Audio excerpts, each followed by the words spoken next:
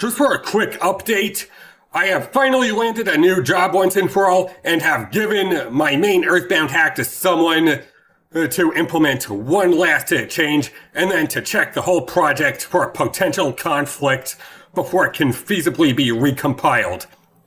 This is an impromptu video I realized I should have on hand to link to before I start posting individual changes to GitHub, and certain issues I've been dealing with lately have led me to script out an addendum to my brunette girl video.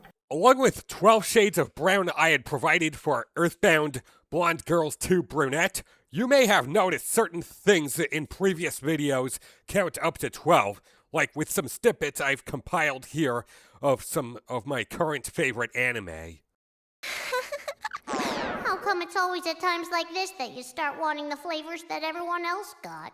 This is gonna come up across different ROM hacks I want, so along with 10 being my least favorite, let's address now why 12 happens to be my favorite number. Dark Cloud, which I got for Christmas of 2006, has these different stones that you can only find either by fishing or in restricted areas on each dungeon floor.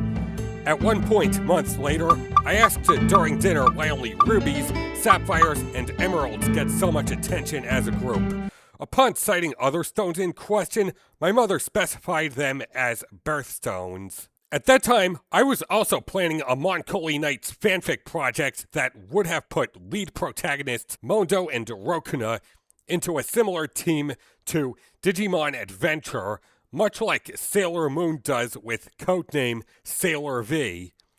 At the time, there were going to be 24 characters in all to occupy a set of 24 elements, something that had years evolved from Pokémon since the project's origin as a Pokemon/Digimon concept, but I eventually streamlined that to 12. Such a troubled discussion as what led to that decision was, and I would reflect today on such actual issues I struggled with at the time.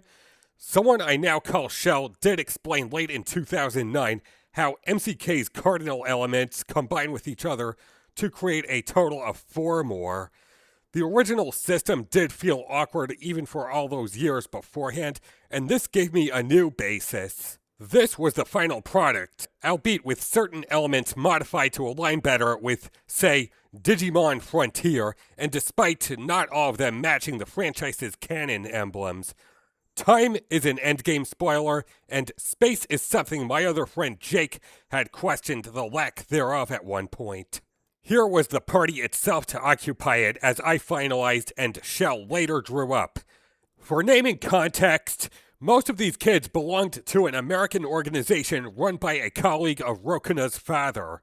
There is a plot-related discrepancy in what I ended up writing of a 2-part prologue.